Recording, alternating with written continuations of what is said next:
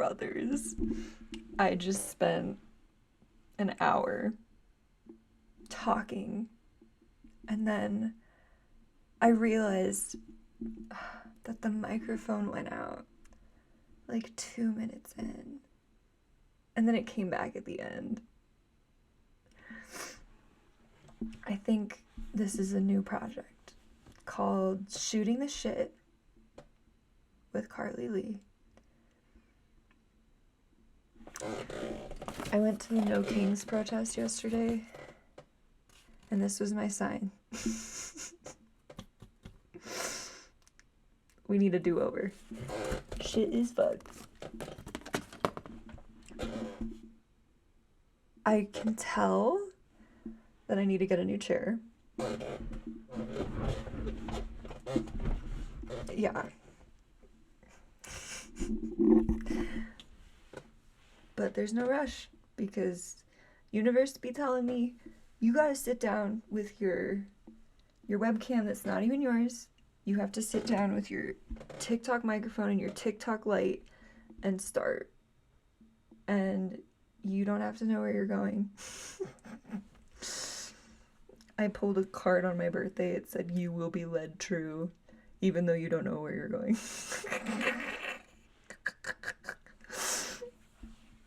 The cards told me to embark on a brand new adventure into the middle world, which, if you're into shamanism, I'm gonna use a different word.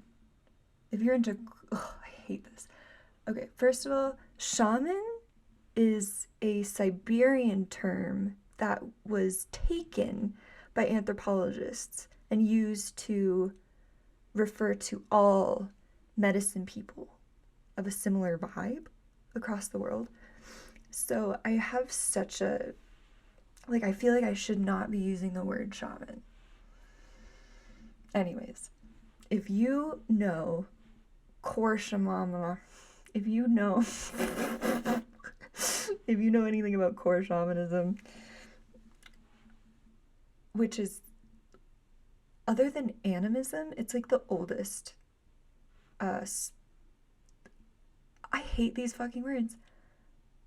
Core shamanism is focused on these 3 levels of reality: the underworld, the middle world, and the upper world, right? The upper world is where you talk to Jesus. It's where the angels are. It's where the aliens are.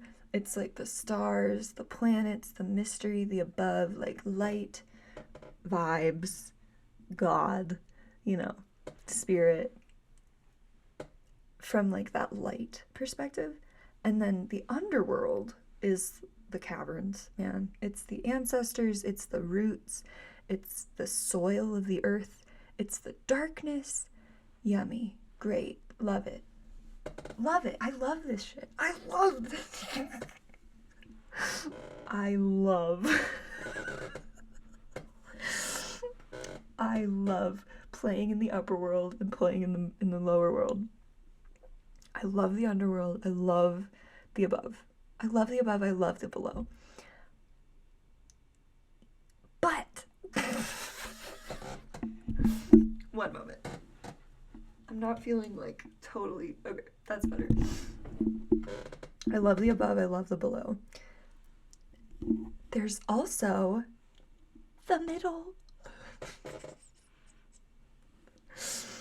I have spent so many years playing in the upper levels, playing in the lower levels, and on this level, this is the middle, yo. This is the middle. This is the playground of the living. This is the everyday reality. This is the now. This is the middle world. This level freaks me out. Because this is where we actually manifest change. This is where my power manifests to impact other people. This is where I communicate with other people. This is where I create art. This is where it's all going down. This is where I feel pain. This is where I feel pleasure. This is the middle world. I got the directive that this new journey that I'm undertaking is about the middle world, which is just beautiful. Gosh, the poetry is so gorgeous. If you're wondering, I pulled from the, God, what is it called? Like the Shaman's Dream deck or something? It's like, it's been calling to me for a while, but I can't bring myself to spend $40 on this deck. But it's dope. So I go into my local metaphysical store when I'm feeling it, and I just pull the cards from there. That means that I only pull them on like a special occasion, like my birthday. Because I don't know about you, but when I pull cards, like they unfold, like they take time. I did this one card pull like 3 years ago that is still shocking, still unfolding. Yeah, it's incredible.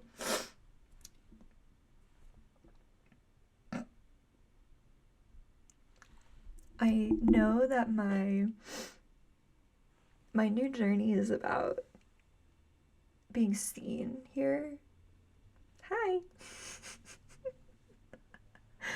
And it's about my career and what I offer the world. And I've got so much to give. I've got so much to give. I've got so much to share with you. I have so many offerings for you.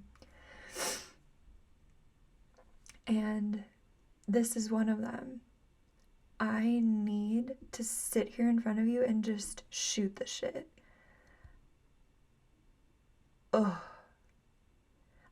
I've been in Toastmasters for several years, and I love it. I love it. If you know anything about Toastmasters,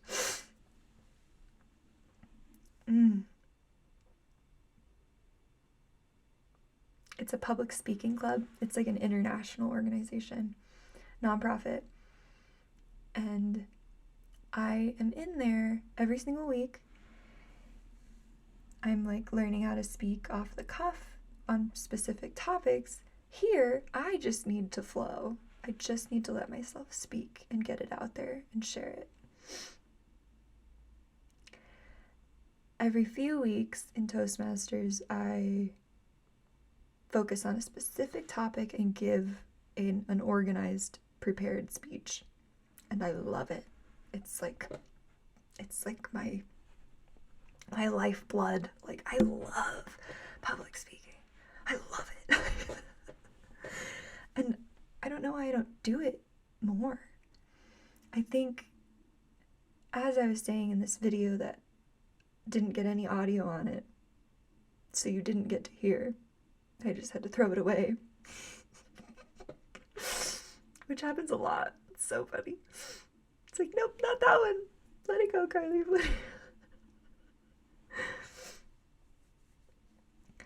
I often feel like an entire ocean.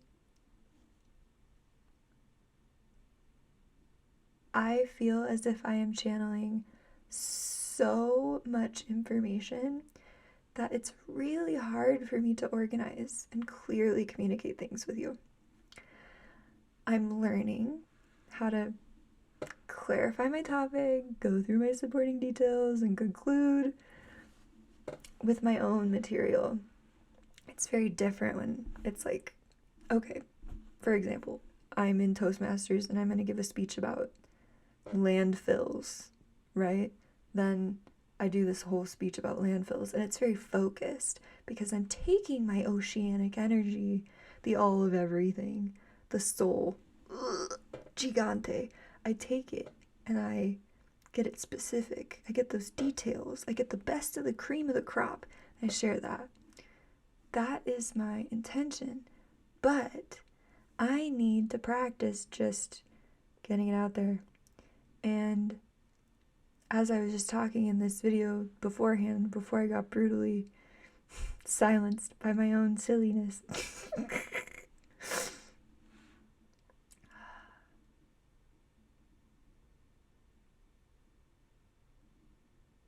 I forgot, man. Oh, the silence is so sweet.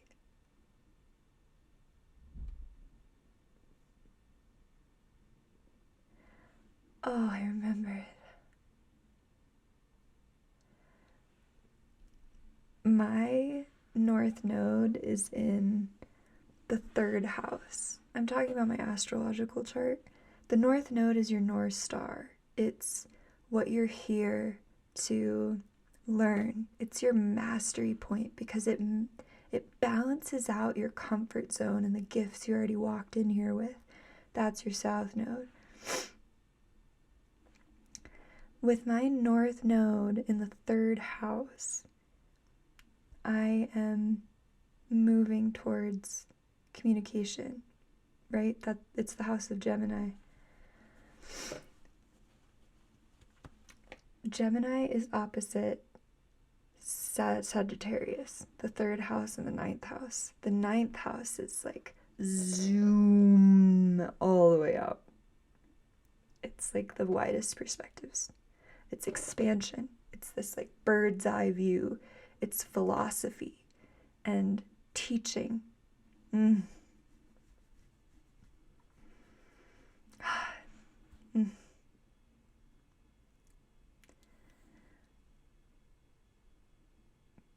It's about big goals, like university, higher learning. Gemini is your everyday life. It's talking to your neighbor. It's every single little word. It's not taking itself too seriously. It's in the moment. And this moment doesn't always have an aim, a purpose, a goal. It is so healing for my soul to sit here and shoot the shit.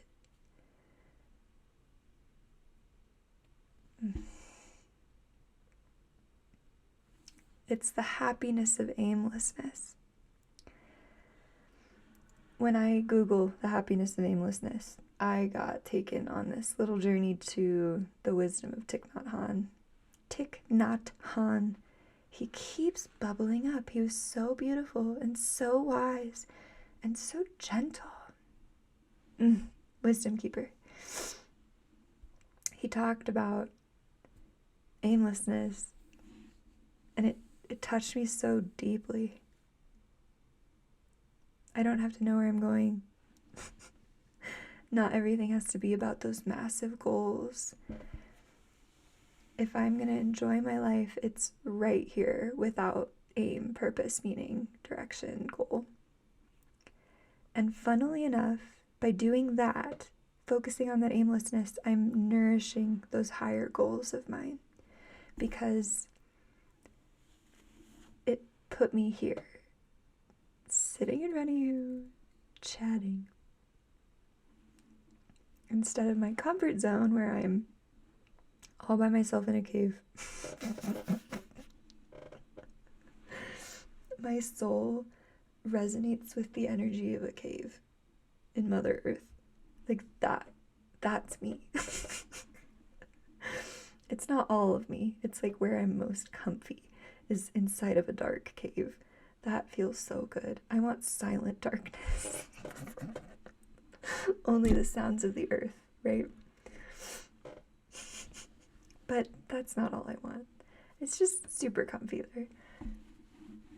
But by coming out here and just sitting with you and having a conversation, that is so nourishing for me. It's working on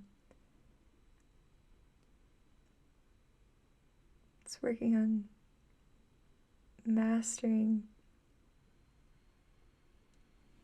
this relationship inside of myself.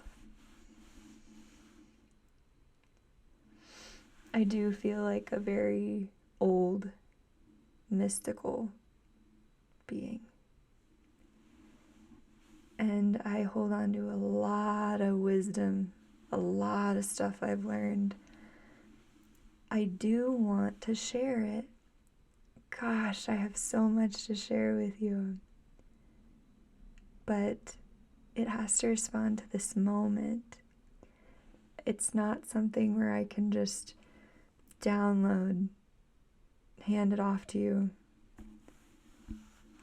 It has to be woven by my hand, by my voice, by my heart, and shared little by little so that I can refine it.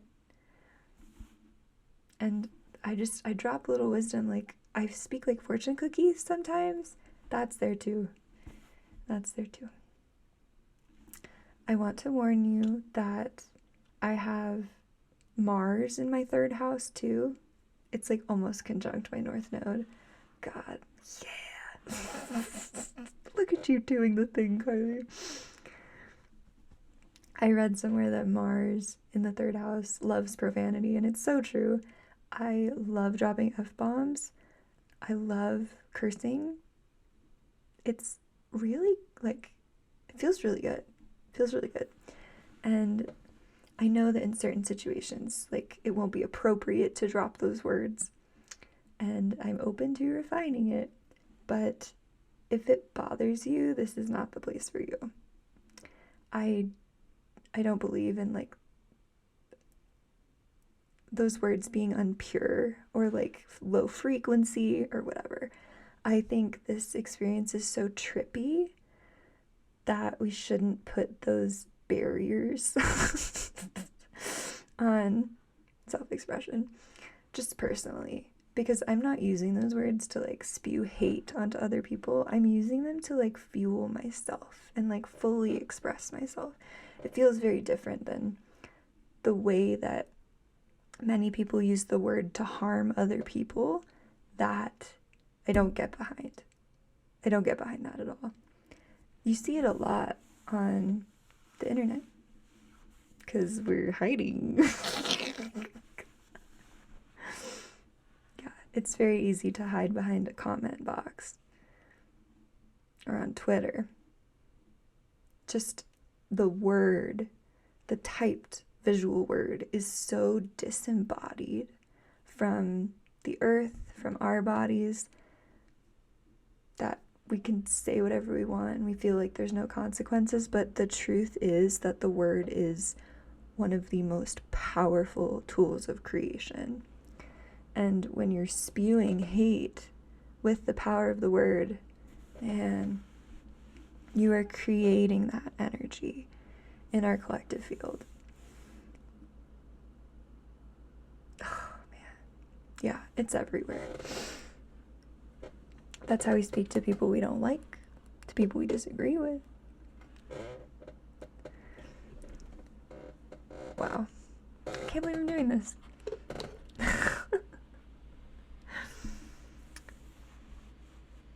It's a short chat today because I just spoke for an hour and then realized that I didn't have my voice in there. I have a, like, burping thing that I've been dealing with the past couple years. I think for a really long time I would, like, suck in all my farts and all my burps. And I think it had to do with shame.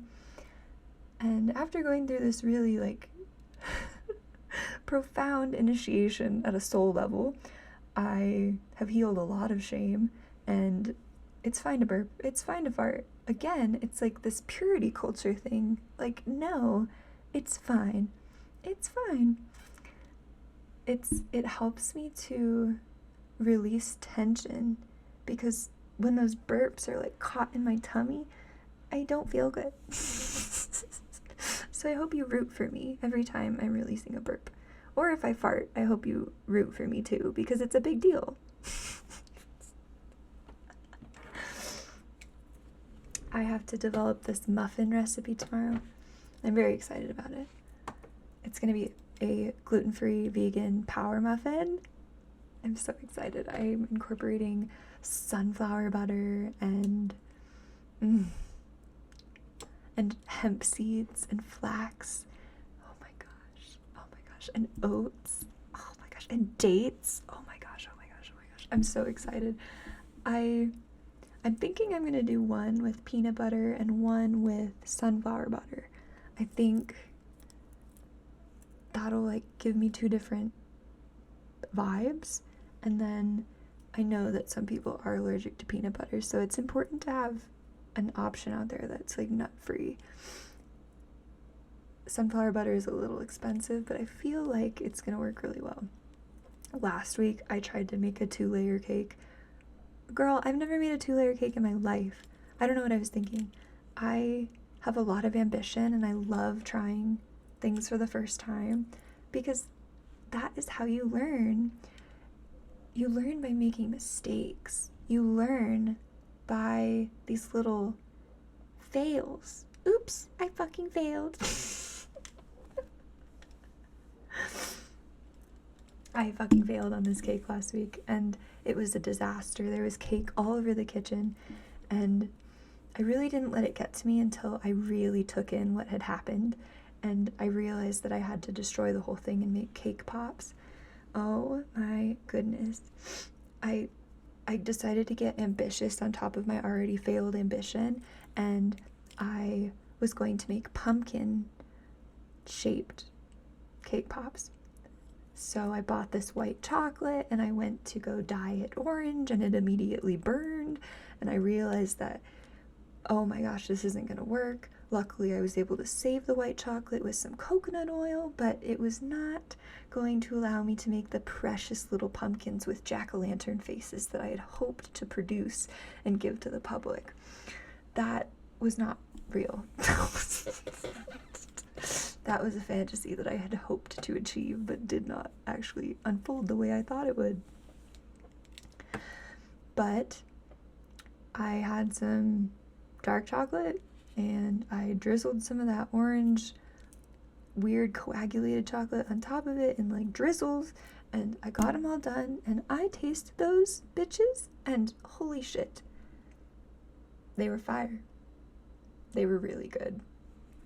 They tasted like holidays, kind of like gingerbread, and even though I had utterly failed in making a 2-layer cake, I ultimately succeeded at making some pretty good cake pops without sticks. And I got so overwhelmed. Man, I just made all of these balls, like dozens of fucking balls. What am I gonna label them? Sweet little balls? Spicy little balls? It was horrendous. I ended up deciding on the term autumnal truffles. And, you know, they've sold pretty well this week, and I think they're gonna last into this week, so it works out. When you make a fail, when things don't go the way you thought they did, you bet your bottom dollar that you learned something for the next time. I learned that I need to cool my cakes after they come out of the oven before I ice them. I learned beating that icing by hand was really difficult, and I probably could have used a mixer. That would have been of great service to me. What else did I learn? I learned that gluten-free flour mix is not the way for a 2-layered cake, man. I gave it my all, but that thing was like chemically not quite right and could not hold together for the life of it. This week, I will be making those power muffins, and hopefully it turns around and is a little bit more supportive for my well-being. But no matter what happens, it's okay, because it's another day to learn. And I think it's really helpful for me to step into this next chapter of my life understanding that failure does not mean that you are wrong, that you're a mistake. It doesn't mean that you did anything wrong at all.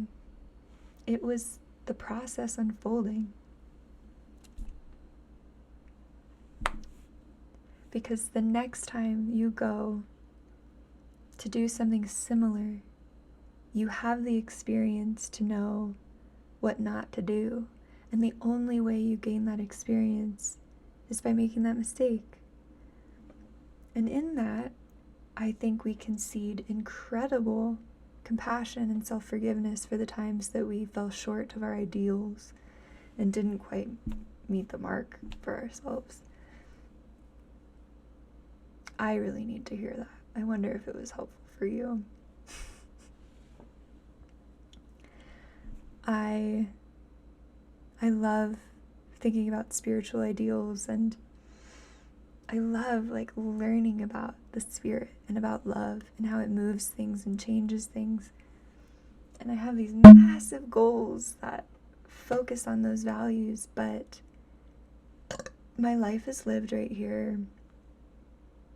In every word I speak, in every heart I touch, in every pair of eyes I look into, that's where I live. Not in these ideals. I think sometimes these ideals completely tear me away from the present moment and from enjoying my life, because I get so mean towards myself and so self-critical. Like, why aren't you up to these impossible standards?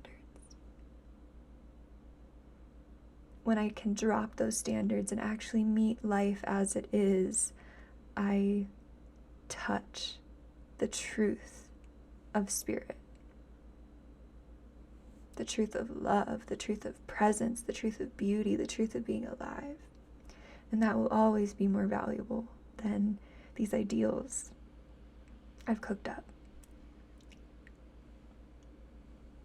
But man, from birth till now, I have learned so much wisdom along the path that I want to share with you. I hope to share very tangible things, methods, tools, and skills that can assist you on your journey. My intention is always to turn you back towards yourself, towards the light and the love that is within you. I believe that everybody has what they need inside on a spiritual level, but it needs help being accessed because so many things get on top of it and get in the way. I hope that I can be a powerful guide and teacher and friend to people who want to connect more with that energy that's flowing through all things. It's flowing through me and it's flowing through you. There's no lack of it anywhere. It's everywhere. And the way that you tap into it is going to be unique to you. That's what I'm riding this wave on, is there's no right way. Diversity is our superpower on the planet. What makes humanity so beautiful is that everybody's doing it so differently. And everyone is loved in the way that they do things, even when it harms others, even when it harms themselves. It's all loved. It's all loved. But to act from love, to really love other beings, to love the earth, to love yourself, man, that hits differently. It's like you're more in alignment and harmony with the greater field, with the force of life itself. When you're causing harm to others, something is out of whack. Something's out of whack. I'm particularly thinking about Israel as I speak all of this. I didn't plan on going into this, but that is a cycle of trauma. And personally, I look at the whole planet as one big organism, one big family, one big human being, earth being. When I see these global conflicts, I see it as family against family, friend against friend, brother against brother. And this story, particularly over there, has been going on for a very long time. And this story will never be a good enough reason for any lives to be lost, for any children to be killed, for any more land to be desecrated.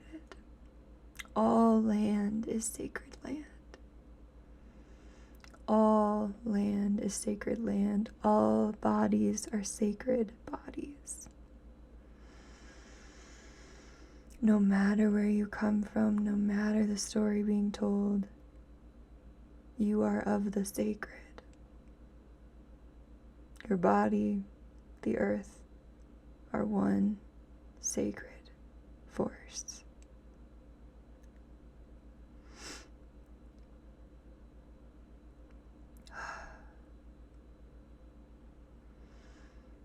Never feels like you can say quite enough, because nothing you can say is going to change that situation in it of itself. But you never know how something you say might change somebody else, and how that might change something else, and that might change someone else, and that might change something else. So you gotta speak. You gotta speak your truth.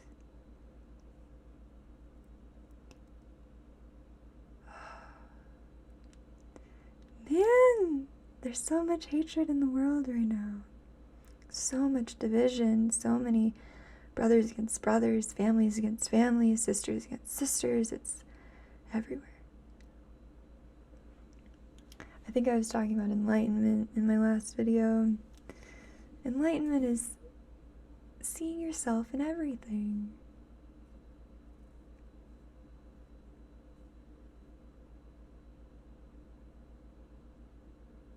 It's hard. Even though I have this perspective of unity and I see the oneness in absolutely everything, I lose my connection to that all the time. I really struggle with trust. I struggle to trust other people. I struggle to trust myself. I lose my awareness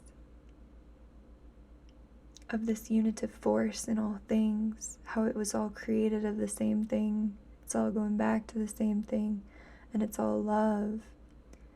I deeply believe those things to be true. And yet I have a hard time trusting myself. Myself in here and myself out there and myself. But that's what I'm here to heal. That's what I'm here to heal. Stuff happened to me, so that's why that's happening. I wanted to touch on one more thing about enlightenment.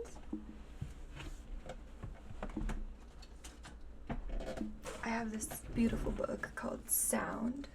Oh my gosh, by Joseph Rael. He is a mixed Southern Ute. God, man. Ute? There you go. And Picaris oh my gosh, Carly. Picaris Pueblo Indian. He's known worldwide for his work on the shamanic level for world peace. Oh, this is an indigenous cosmology book. He's sharing these incredible native teachings, and I have this one page bookmarked.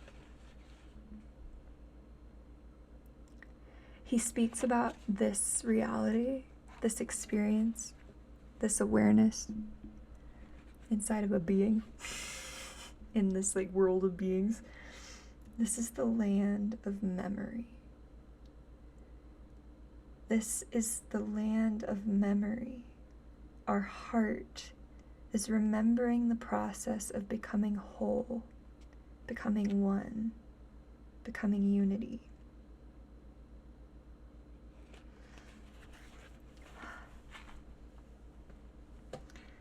Oh my gosh. It does all feel like one big journey for one being returning to this sense of love, wholeness.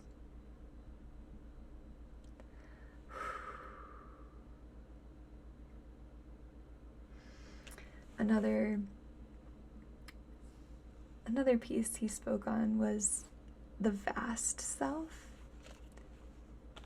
He talks about this vast self as beyond the ego, of course. He specifically is talking about the vast self as the land. The land is who I am. When I empty out and connect to this really clear place within me, I allow the land to speak through me.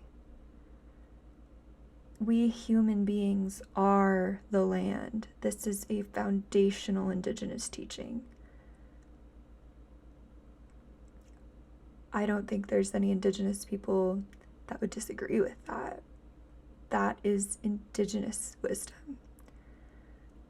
I am really drawn to this idea.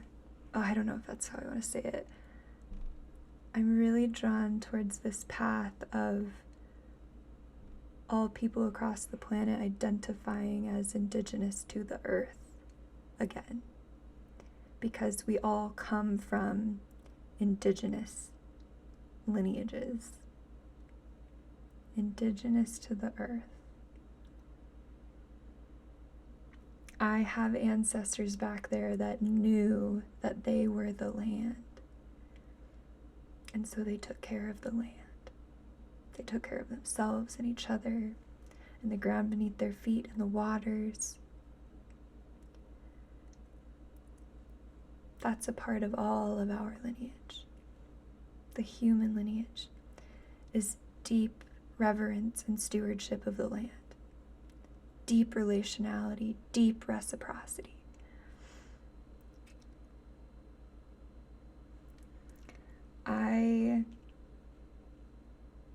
I grew up in a lineage that was very disconnected from our roots. We didn't have any traditional dances, we didn't have traditional holidays, we didn't have traditional food, we didn't have traditional ceremonies, we didn't have traditional relationships with plants, we didn't sing, we didn't dance. And my family was dealing with a lot of trauma on top of all of that a lack of community as well, and we maintained a reverence and adoration, love for the earth.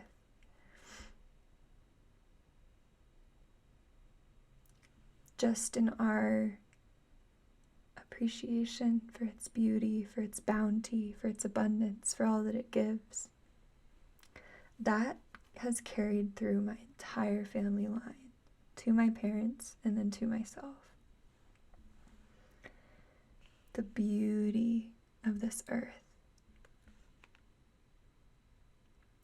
Thank Goddess that was passed to me. While there was so much trauma going on actively in my family, we had nature to look to for solace, for healing, for peace. When I hear Joseph Real speak about the vast self, I tune into something that I have touched infinite times in meditation. I feel it through the image of the Buddha. I feel it through Yeshua.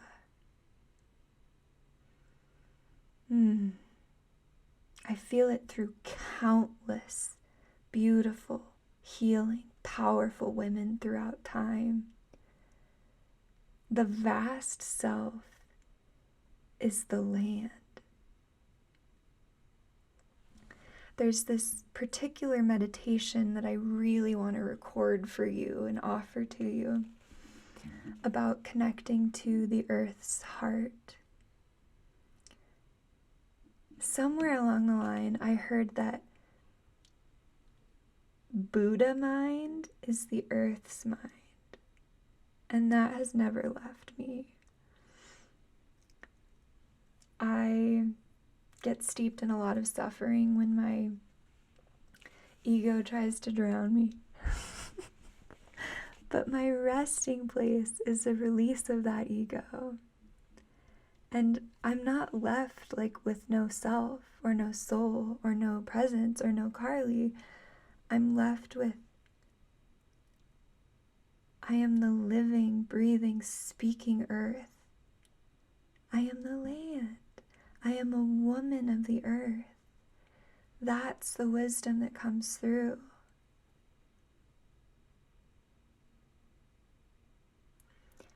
And there is no lack with this teaching.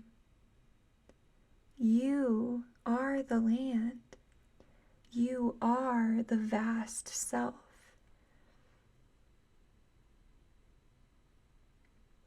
You are love. You are spirit. That is accessible to you just as it's accessible to me. I learned a lot of different tools over the years. I learned a lot of lessons too about how to connect with that part and make that my foundation, make that my center, instead of all this stuff I was taught, all of this collective pain, ancestral trauma, instead of that being my self. My self is the earth. And as a human being, we get this gift of being connected to the earth and simultaneously connected to the cosmos, because we're earthlings. Because we are earthlings, we are not just of the earth. We are of the universe, the cosmos, the galaxy. We are cosmic, earthly beings.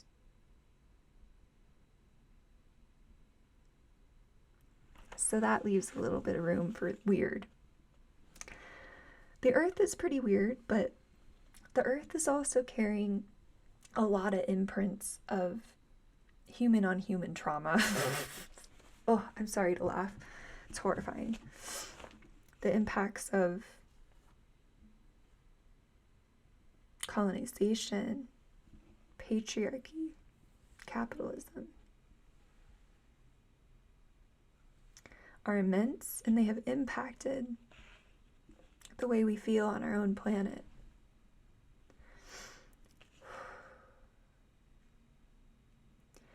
I think the fact that we're cosmic beings gives us a connection beyond the earthly trauma story.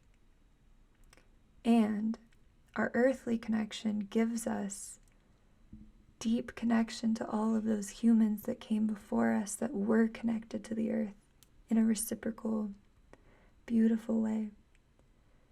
And being earth beings connects us to the wisdom of the plants and the wisdom of the animals and the wisdom of the minerals, the mountains, the waters, the deserts, the jungle, the ice. We have so much supporting us here. For me, calling in support has been my primary spiritual practice.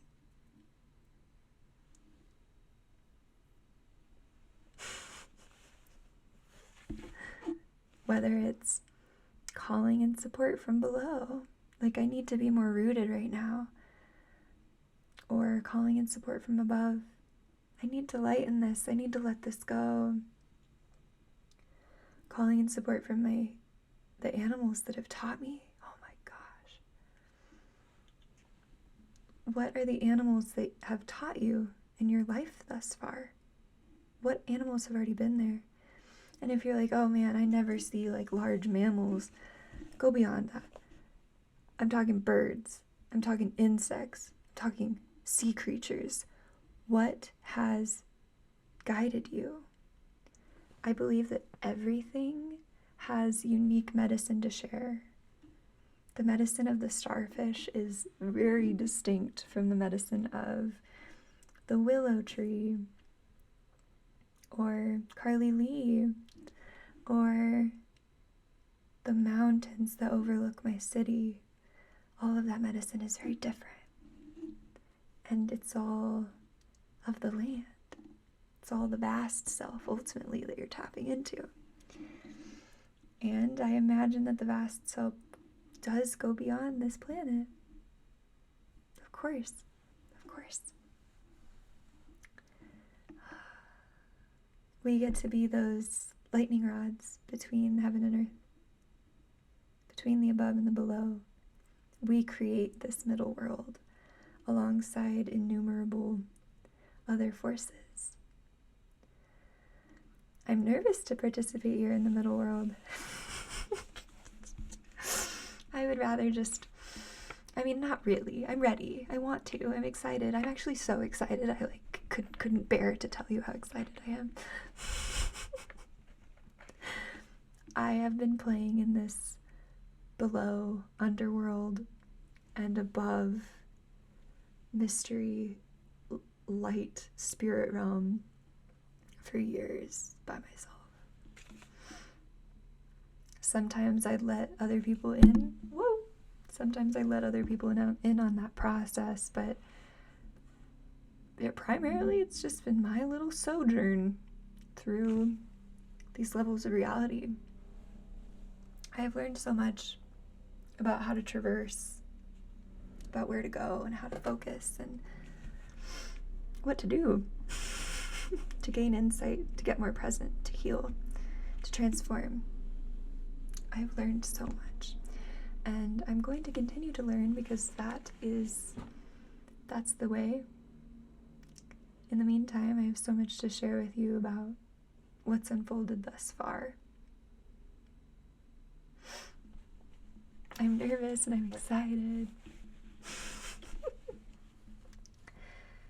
And I've sat here with you so many times, but actually letting you hear me, getting to the point of publish, of share, oh my gosh, it's difficult. I always feel like I need more refinement, and that's okay. It refines itself on its own automatically. If that is your focus, it's going to refine. And that's my focus. So refine it will. I'm really curious about sound. I'm really curious about the power of the word. I'm really curious about spirit and mystery and transformation. I'm curious about what makes me feel the most loved and cared for and safe and creative and passionate.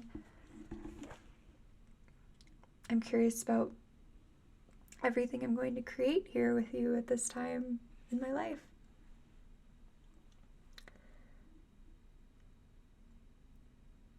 I was gonna say I'm curious about the world as it is right now, but I feel like I have an understanding of why it's gotten to this place.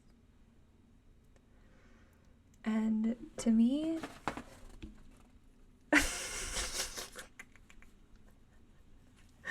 this is the way. We're not starting over without learning the lessons of the past, right? But we are going to collectively create a whole new reality. Something that is far more supportive for the collective around the world. I believe in us. And I know that I'm one little piece. And I am in good company. I think it was, I know he's not the only one to have said it, but he's this astrologer I really love named Timmy? From Rasa Lila Healing. I adore him. He said that everyone we need is already here. And I wrote about this, and I know that there's more of them to come. More healers, more visionaries, more leaders, more speakers, more evolutionaries. more creators, more builders, more truth tellers, more people who pierce through the veil, more spiritual people, more grounded people, more people from every single walk of life to come together to build something new, many new things. And I'm one of them. What an honor. What an honor to be alive at this time. I know I'm not the only one to be feeling that. And it is scary because it's fucked. It's like what we inherited is blood drenched.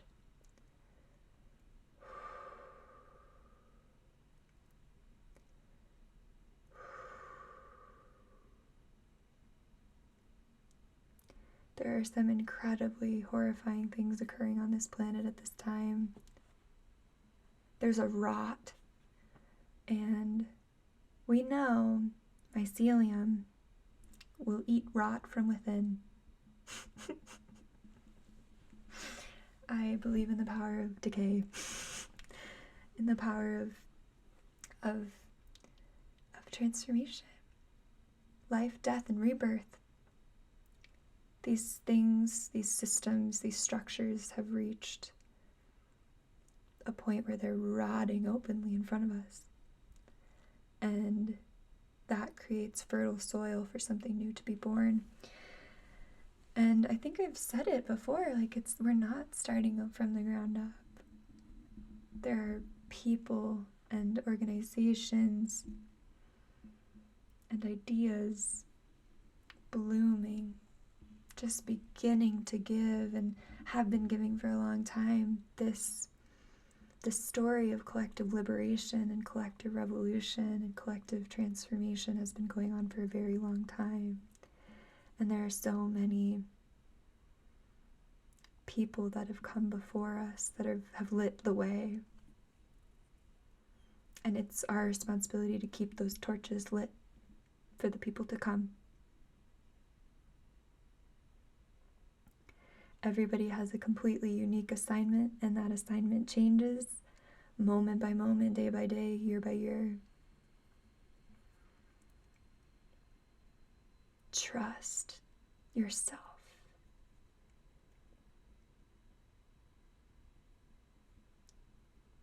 I struggle with my ego. It tells me beautiful things and then it tells me horrible things. But when I let it go, I come in contact with a self that is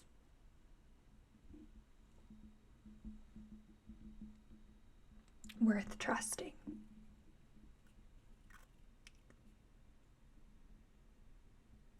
But it's scary because ego is trying to protect. It's like, oh my gosh, stay hidden, my dear. This is what's best for you. Stay quiet, my dear. This is what's best for you. It's not true. It's not true. And I need to know that I'm safe in myself regardless of what I say and regardless of what others say to me. The word is so powerful. Be mindful how you use it. I have used the word against myself so much. And I'm learning a new way. Sitting here with you, I'm practicing it.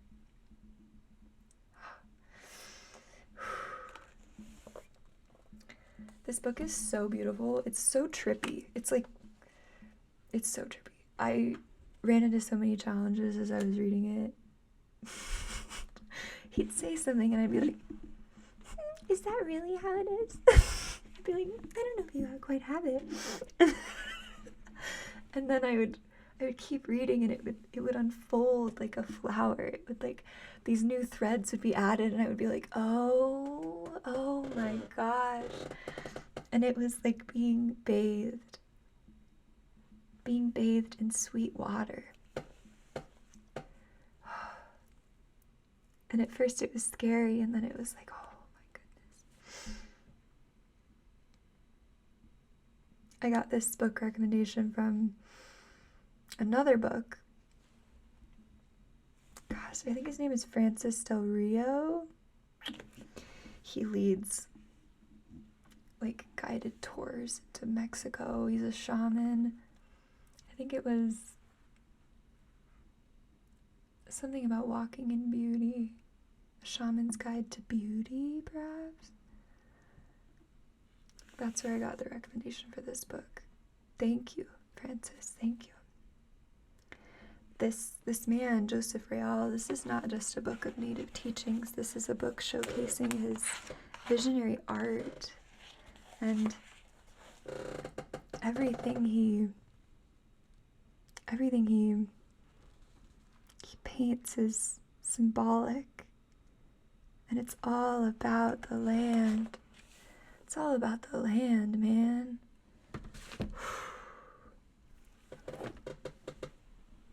I'm so grateful for my spiritual path leading me back to my body.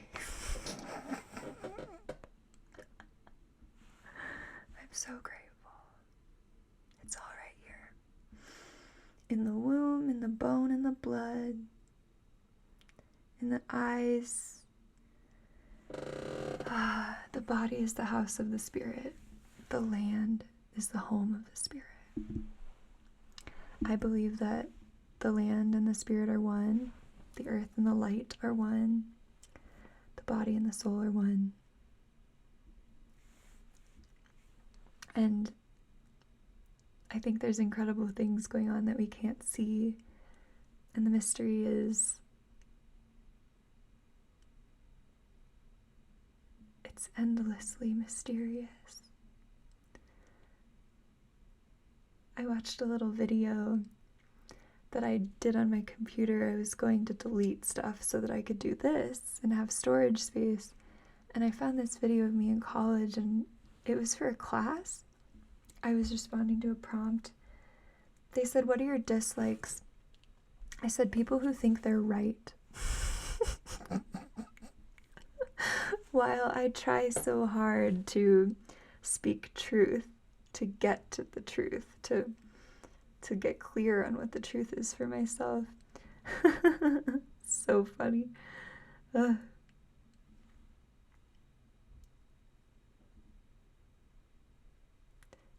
truth of what we're experiencing here as human beings on the planet is completely beyond any of our minds. It's completely beyond what we can fully understand. And that brings me so much joy.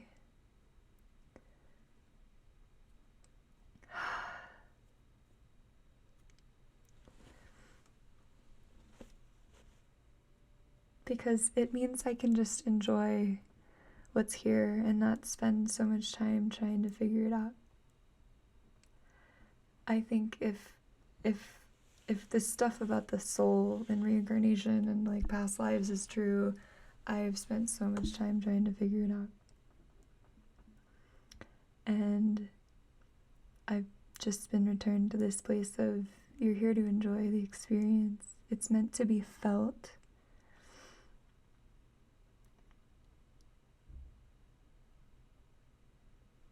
And it scares me sometimes to let go of meaning, because I feel like there's meaning everywhere. I think because it's here, it is meaningful. It doesn't mean that you have to like try to figure it out. It is, and it's beautiful, it's stunning, and you're a part of it. You're a part of something beautiful.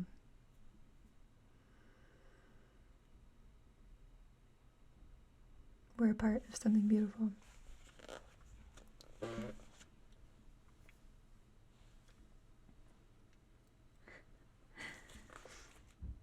I think it's so funny, people saying that it's this way.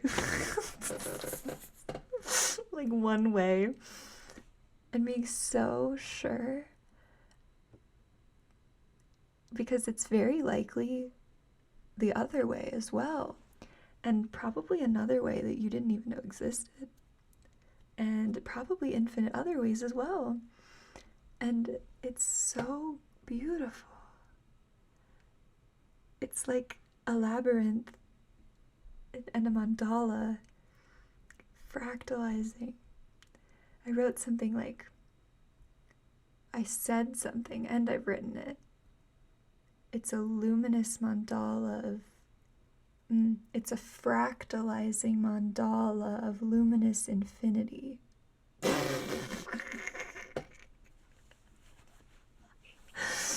That poetry is delicious. That's delicious.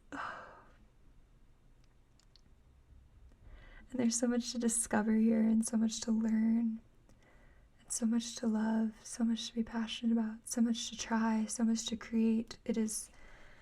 I love that this middle world card that I pulled said that the middle world is a playground of the living. Oh my gosh. I don't think I've ever lived my life looking at it like that. Because the middle world was always very hard for me. And now I'm going to forge a new story at this level of reality.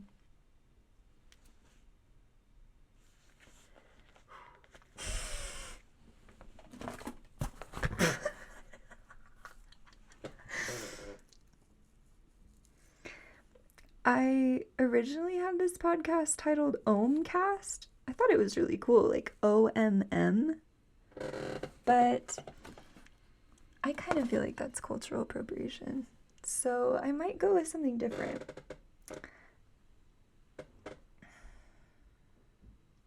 I think for now, it's shooting the shit. Shooting the shit. And I will probably change it in the future. Something you can know about me for certain is that I change my shape all the time. I transform left and right. And I love starting new things.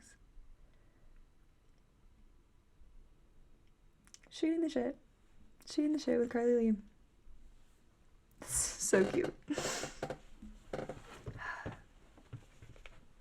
It's really nice to have a video. I think it deepens it so much. I wonder where I'll post this. I'm glad I got the microphone to work this time. Oh my gosh, it was devastating. I was like, oh my god, the mic's not on. I know I need to get a new chair. It's super squeaky. I could probably sit on the floor or find another way. And later on down the line, maybe we'll get a new chair. But what I have now here is good. It's enough. I had this plan to invest all this money to get a whole camera and microphone system and tripod, and I hadn't even started sharing like this yet. Start where you are. What tools are in front of you? I've got a TikTok microphone, TikTok light, and a webcam that doesn't belong to me. I've got my laptop from college. And I have a USB splitter because my laptop only has one USB port. And this is enough. This is plenty. This is such a gift that I've gathered all these elements together to make this happen. I don't have the money to invest like I wanted to because I have to get dental surgery. Which is kind of poetic. I feel like it's Father Saturn being like, I know you want to be at the top of the mountain, but nope. You have to start here. You have to start walking, girl. And then maybe later on the mountain, you can have those fancy things, but you don't need them. You don't need them. Maybe someday. I love watching YouTube. I've loved watching it since I was a kid. It's like my comfort. And I see all these creators with incredible microphone setups and incredible video quality, and their editing skills are great, and I'm blown away. I think it's best to look at them as great inspiration. Look at what you've learned how to do. That must mean that I can learn how to do it too. And they had to grow to get to where they are. Everybody starts somewhere. And this is where I start. Thanks for being here with me. I want to show you my journal. Look at him. They're all the rage. These little cows. Oh my gosh, he's in a field of flowers. Oh my gosh, you can't get much better than that. Oh, just one more time. Oh my gosh. Highland cows. Girl, it's everything. It really hit me when I read that this is the land of memory. I started to look through my consciousness like, oh, I'm remembering that this happened. Everything is just becoming a memory instantly. You're just like witnessing the now, and then it's a memory instantly. It's gorgeous. It's incredible. It made everything feel so precious. It made me remember the process that we're all a part of, and we deserve patience and forgiveness and grace on that path, that process, that transformational journey.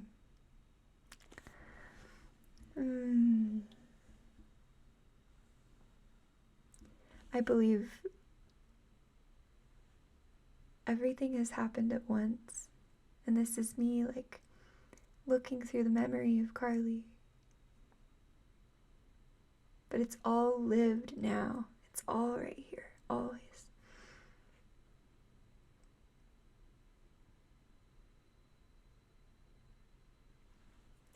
Here we are. I think Ram Dass's podcast is Here and Now. Here we are is kind of cute. Ram Dass is a huge teacher for me too. I drank up like everything he had ever said while I was working this office job in college.